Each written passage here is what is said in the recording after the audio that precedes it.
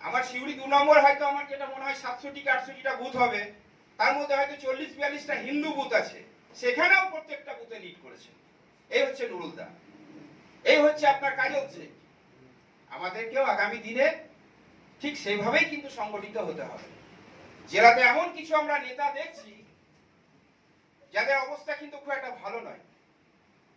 তারা জেলার বড় বড় পদে হয়তো বসে আছেন, কিন্তু তার বুথের রেজাল্টের অবস্থা খুব খারাপ। এগুলো কিন্তু ভাবতে হবে, এগুলো মূল্যায়ন করতে হবে। আর সংখ্যালঘু আর কি করবে, সংখ্যালঘু যাবেই বা কোথায়? কিন্তু সংখ্যাগুরু যারা বড় বড় পদ নিয়ে বসে আছেন, তাদেরকে আমাদেরকে একটু চোখে আঙুল দিয়ে বুঝিয়ে দিতে হবে যে আপনারা বুথেই জিততে পারছেন না, তো জেলার আবার কি দায়িত্ব নেবেন? বড় বড় সব কোর কমিটি হয়েও বসে আছে। এগুলোও কিন্তু আমাদের ভাবতে হবে। সবই সংখ্যালঘু করবে, বোম বাঁধা থেকে শুরু করে লাঠি সব আমরাই বার করব, এটা ঠিক না। এটাকে একটু দেখতে হবে। যাক, আমি আর সেরকম কিছু বলছি না। মোট কথা 21 তারিখে আমরা যাচ্ছি, তো কাজীদা জানেন।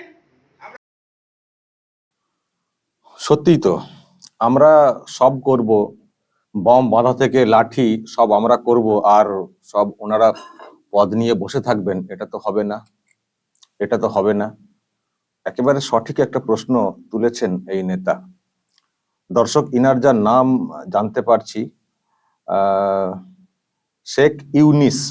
শেখ ইউনিস ইনি হচ্ছেন সাঁইথিয়া বিধানসভার মধ্যে মাঠপলসা বলে কোন একটা গ্রাম পঞ্চায়েত রয়েছে, সেই গ্রাম পঞ্চায়েতের উপপ্রধান শেখ ইউনিস।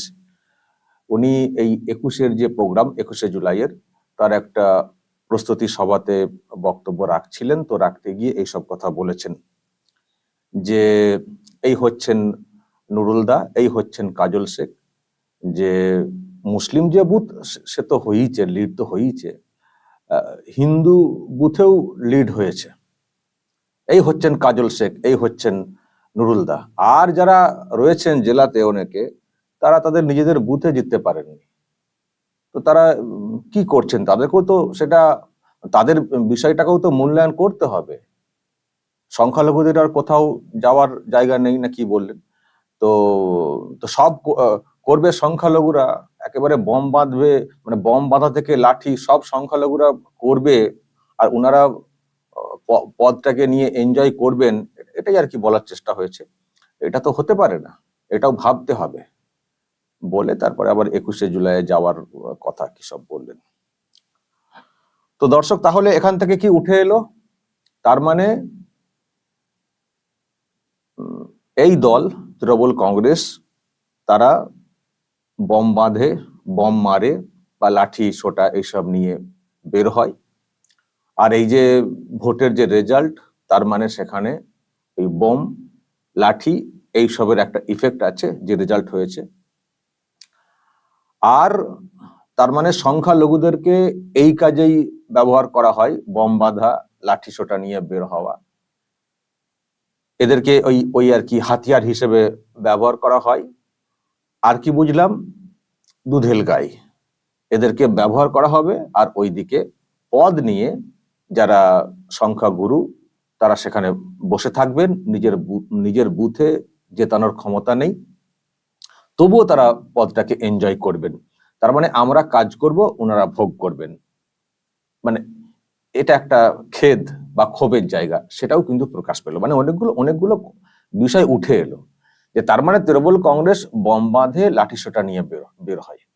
তৃণমূল কংগ্রেস বুথে লিড করে এবং সেখানে এই সংখ্যালঘুদের নেতারাই লিডটা করেন, এমনকি হিন্দু বুথেতেও তারা লিড করিয়ে আনার ক্ষমতা রাখেন। এটা সুতরাং এই লিড করানোর ক্ষেত্রে কি ব্যবহার করা হয় সেটাও পরিষ্কার। এই লিড করানোর ক্ষেত্রে কি ব্যবহার করা হয় সেটাও পরিষ্কার। ওপেন বলছেন, শুনছেন তো আপনারা, ওপেন বলছেন সংখ্যালঘুরা বম বাঁধবে, লাঠি নিয়ে বেরোবে, নিজেই বলছেন, একটি দলের নেতা নিজেই বলছেন। উনি উনার অন্য বক্তব্য উনি পেশ করতে চেয়েছেন যে আমরা শুধু বম বাঁধবো আর ওনারা ভোগ করবেন, পদ ভোগ করবেন, এটা ওনার বক্তব্য। কিন্তু আমরা কি বুঝছি বা আপনারা কি বুঝছেন? তার মানে এই দলে বম বাঁধা লাঠিসোঁটা নিয়ে মারধর করা এগুলো চলে, এবং এই যে লিড হচ্ছে, তার মানে সেখানে এই সবের একটা প্রভাব আছে। হয়তো বলবেন এ আবার অজানা কিসের, এ তো আমরা সবাই জানি, হ্যাঁ সেটা নিশ্চয়ই আপনারা বলবেন, কিন্তু এটা প্রমাণ হয়ে যাচ্ছে। আপনারা বলেন, আমরাও বলি, অনেক কিছু ভিজুয়াল সামনে আসে, কিন্তু নিজের মুখ থেকে এইভাবে স্বীকার করা, অকপটে বলা, অন্য একটা কথা বলতে গিয়ে বলে ফেলছেন কথাটা, এই যে সত্যটা বেরিয়ে আসছে, নিজেদের নেতারা বলছেন, এবার কি তৃণমূল কংগ্রেসের ওই সব লোকজনেরা যারা টিভির পর্দাতে বসে বড় বড় কথা বলেন, শান্তিপূর্ণ ভোট হয়, এখানে কোনো জোর জবরদস্তি হয় না, আমরা বোমা বন্দুক কালচারে নেই, এইসব কোথাও শুনলেই আমরা একেবারে জিরো টলারেন্স, এই যে বড় বড় লেকচার ঝাড়েন কে ডক্টর সেন, তারপরে আর একজন তো ডক্টর হয়ে যাবারই অবস্থা হয়ে গেছেন, এত তিনি পলিটিক্যাল রিসার্চ করে ফেলেছেন, ডক্টর হয়ে, ডক্টরেট আর কি, মিস্টার ঘোষ বলেন না খুব বড় বড় কথা। আরো অনেকে, ওনাদের নেত্রীও তো বলেন, আমরা আমরা গণতন্ত্রে বিশ্বাসী, এখানে বিরাট গণতন্ত্র রয়েছে, আমরা বোমা বন্দুক গুলিতে বিশ্বাসী না। বেশি বললে 34 বছরের উদাহরণ টানতে শুরু হয়ে যায় আর অন্য রাজ্যের ঘটনা বলতে শুরু করে দেন। তো এবার আমি তাদেরকে দেখানোর জন্য বলতে পারেন যে আমি এটা নিয়ে বলতে এলাম যে দেখুন, আপনাদের নেতা পরিষ্কার স্বীকার করছেন যে সংখ্যালঘুরা তারা বম, লাঠি এইসব নিয়ে দলকে সাপোর্ট করেন।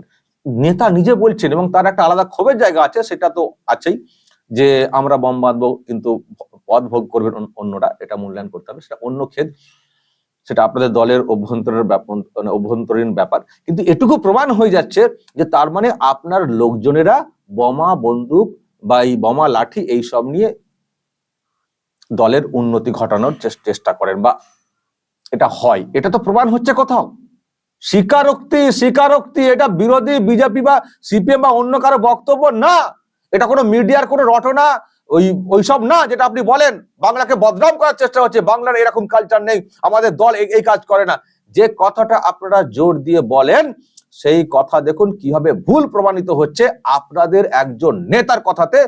এমনি নেতা নন, উনি হচ্ছেন একজন উপপ্রধান, সাঁইথিয়া বীরভূমের একজন উপপ্রধান, তিনি নিজে বলছেন, স্বীকার করছেন। এরপর কি করে অস্বীকার করবেন না আমরা বোমবাদী না কিছু করি না, বম হলে আমরা পুলিশকে দিয়ে উদ্ধার করতে বলি, কি উদ্ধার করতে বলবেন? আপনারা তো সব বম বাঁধেন, বা আপনাদের লোকজনেরা তো বম বাঁধেন, নিজেরা তো বলছেন, পুলিশ কি করে উদ্ধার করবে? আর সেই জন্য তো পুলিশ উদ্ধার করতে পারেনি। সেই কবে বকটি কাণ্ড হয়েছে তখন বলেছিলেন যে যেখানে যা বোমা আছে সব উদ্ধার করতে হবে, তারপরেও তো কত জায়গাতে কত ভাবে বম ফাটলো, কি করে উদ্ধার হবে? দলের নেতারা তো বলছেন যে বম বাঁধা এই ব্যাপারগুলো সংখ্যালঘুরা এটা করে। এবার ওনার যে ক্ষোভটা আছে সেটা আপনি কি করে পোষাবেন সেটা আপনার ব্যাপার, কিন্তু আমরা যেটুকু যা বোঝার বুঝে গেছি। আগে আমরা জানতামই, এটা একেবারে প্রমাণ হয়ে গেল বিষয়টা। জানি না আবার ওনার বিরুদ্ধে কোনো খাড়া নেমে আসবে কিনা, এই যে যেহেতু আমরা এইসব কথা বলছি, কেন প্রকাশ্যে বলে দিচ্ছ বম বাঁধো, সব ঠিক আছে, বা তোমাদের কিছু বক্তব্য থাকলে একটু চুপি চুপি এসে বলো, প্রকাশ্যে কেন বলছো যেখানে ক্যামেরা চলছে? বম বাঁধো, বম যেখানে যা ইউজ করার করবে, বলছো কেন? দেখছো না মিডিয়াতে আমরা কিভাবে এড়িয়ে যাই? এ তো আমাদেরকে বিপদে ফেলে দিচ্ছ, কেন এরকম করছে কেন? যদি একটু গোঁসা বেশি হয় তাহলে হয়তো ওনার বিরুদ্ধে ব্যবস্থা হতে পারে, এইসব সত্য কথা বলে ফেলা। আর তার সঙ্গে ওই কথাটাও খুবই সত্য, যেটা আমি নিজেও বলেছি আগে, যে এরা সংখ্যালঘুদেরকে ওই দুধেল গাই হিসেবেই ব্যবহার করে। সংখ্যালঘুদেরকে ব্যবহার করা হয় ভোট লুট করতে, সংখ্যালঘুদেরকে ব্যবহার করা হয় বোমা মারতে, লাঠিসোঁটা নিয়ে বেরোতে বা গুলি চালাতে।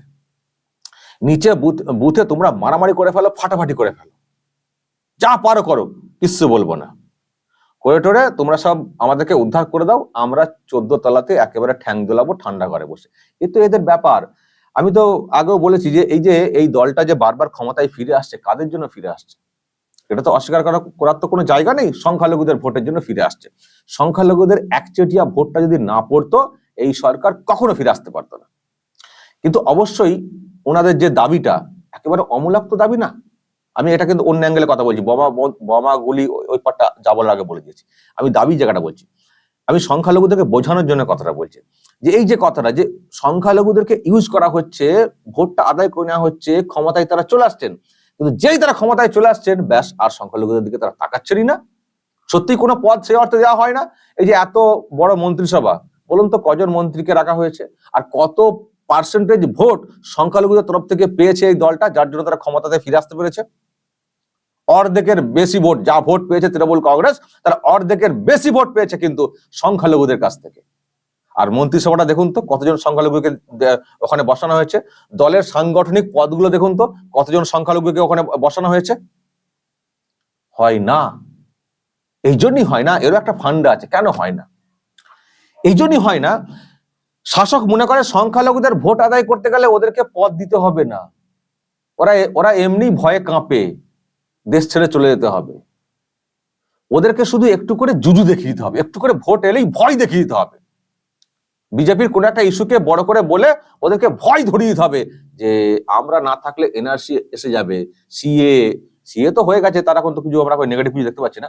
এখন এনআরসিটা নিয়ে বলা হবে যে এনআরসি করবে, তাহলে আপনারা কিন্তু আর থাকতে পারবেন না।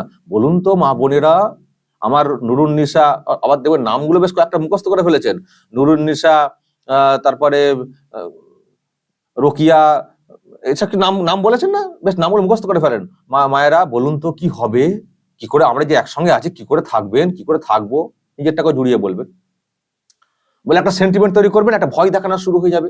সংখ্যালঘুরা ভাবে কি, না বাবা যা হবে হবে, ও পদ দরকার নেই, থাকতে তো পাবো, যদি আমাদেরকে যদি আবার তাড়িয়ে দেওয়া হয়, ভয় একবার জুজু হয়ে গেল, হয়ে গিয়ে ধপাধপ দুটো হাতে করে পারলে ভোট দেয়, এমন অবস্থা হয়ে গেল। কিন্তু শাসক জানে যে সংখ্যালঘুরা সব ভোট দিয়ে দিল, আমরা ক্ষমতায় আসতে পারবো না, আমাদের সংখ্যাগুরুদের একটা অংশের ভোট দরকার, 5%, 10%, 15% ভোট আমাদের দরকার। তো সেই ভোটটা কি করে আসবে? ওদেরকে তো ভয় দেখিয়ে ভোটটা আনা যাবে না, তাহলে ওদেরকে সুবিধা পাইয়ে দাও, এদেরকে ভয় দেখাও, এদেরকে ভয় দেখালেই ওরা ভোট দিয়ে দেবে। শুধু বলো এনআরসি হয়ে যাবে, তোমাদেরকে বাংলাদেশ পাঠিয়ে দিবে, ঘরছাড়া করে দিবে, এই ভয়টা দেখিয়ে দাও, তাহলে ওরা ভয়ে ভোট দিয়ে দিবে। না বাবা, বেঁচে তো আছি, থাকতে তো পাবো, সুতরাং এদেরকে কিছু দিতে হবে না। বরং ওই পদগুলো যদি আমি এদেরকে সত্যি ভোটের পার্সেন্টেজ অনুযায়ী যদি এদেরকে সেই মতো সুবিধা দিই, মন্ত্রিত্ব পদ ইত্যাদি, তাহলে আমার বাকি ভোটটা আনার জন্য আমি কোথা পাবো? বরং এদেরকে দেওয়ার দরকার নেই, এদেরকে ভয় দেখাবো, আর বাকি পদ যা সুবিধা যা আছে ওদেরকে দিয়ে দাও। ওরা যদি ওদের ক্লাবের ভোটটা, পরিবারের ভোটটা, মহল্লার ভোটটা এনে দিতে পারে, তাহলে আমার কেল্লা ফাতে, তাহলে আমার এই ভোটটা এমনি এমনি চলে এলো, আর এটা কস্ট ভোট, এটা পদ দিয়ে সুবিধা পাইয়ে দিয়ে ভোট, তো আমি ক্ষমতায় টিকে থাকবো। তো এটা তো হচ্ছে শাসকের ফান্ডা। তো এই ইউনিস সাহেবরা চাচালে কি হবে? আমাদেরকে দেওয়া হয় না, ওরা পদ দিয়ে বসে আছে জেলাতে, ওই একটা দুটো হয়তো দেওয়া হয়েছে, বাকি সব ওখানে, নিজেদের বুথে জিততে পারেন না।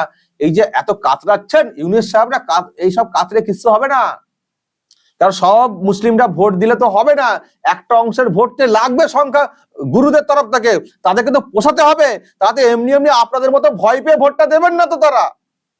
তারা পদ টিকে রাখার জন্য, নিজেদের সুবিধা কায়েম রাখার জন্য তারা কিছু লোককে, পরিবারের অমুক তমুক লোককে আনবেন, তো সেটা একটা সামান্য পার্সেন্টেজ মানে হলেও হয়ে যাবে, কারণ আপনারা তো ভয়ে ভীত হয়ে তো দুহাত তুলে তো ভোটটা দিয়ে দিচ্ছেন।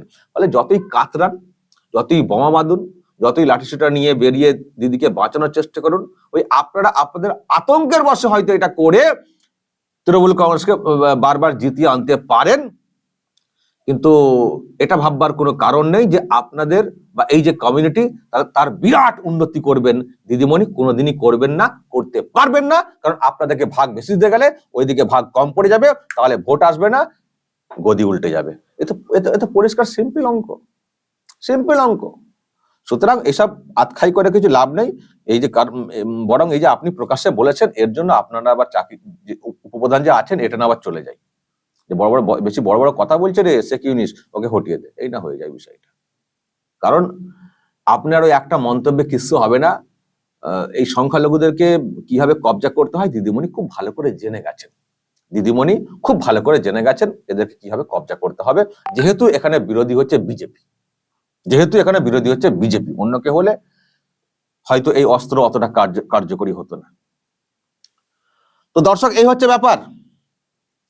তাহলে কি বুঝলেন? তার মানে বোমা বন্দুক চলে এবং সংখ্যালঘুরাই সেটা বেশি করে করে, তেমনটাই দাবি করছেন এই শেখ ইউনিস। এইভাবেই জিতে যাচ্ছে সংখ্যালঘু এলাকা, এবং অন্য এলাকাতেও সংখ্যালঘুরাই গিয়ে গিয়ে মাতব্বরি করে, বুথ দখল করে ইত্যাদি করে ভয় দেখিয়ে শাঁসিয়ে ভোট আদায় করে দিচ্ছেন, আর সেটাতে জিতে ড্যাং ড্যাং করছে এই দলটা। তো এই হচ্ছে ব্যাপার। যতদিন না এই সংখ্যালঘুদের ভয়টা কাটবে বা কেউ এসে কাটাতে পারবে, ততদিন এইভাবে টুপি পরিয়ে এই দল এ করবে, পুষিয়ে নেবে, কিন্তু সংখ্যালঘুদের কোনো উন্নতি হবে না, এটা 100%। সংখ্যালঘুদেরকে এতটাই আতঙ্ক ধরিয়ে রাখা হচ্ছে যে তারা যে একটু উন্নতির দাবি করবেন, দাবি করতে পারেন, এই যেমন বলছেন বলতে পারেন, কিন্তু উন্নতি কিচ্ছু হবে না, কিচ্ছু হয়নি। সাচার কমিটির রিপোর্ট নিয়ে অনেক কথা বলা হয়েছিল, তারপরে কিচ্ছু লাভ হয়নি। আর এই শাসক যতদিন থাকবে কিচ্ছু লাভ হবে না, কারণ এর পলিসি হচ্ছে অন্য, ক্ষমতায় টিকে থাকো, তার জন্য যাকে যা সুবিধা দিলে হয় সেটা করে। দর্শক কি বলবেন, যদি কিছু বলার থাকে অবশ্যই বলবেন কমেন্ট বক্সে। নজর রাখবেন আরামবাগ টিভিতে।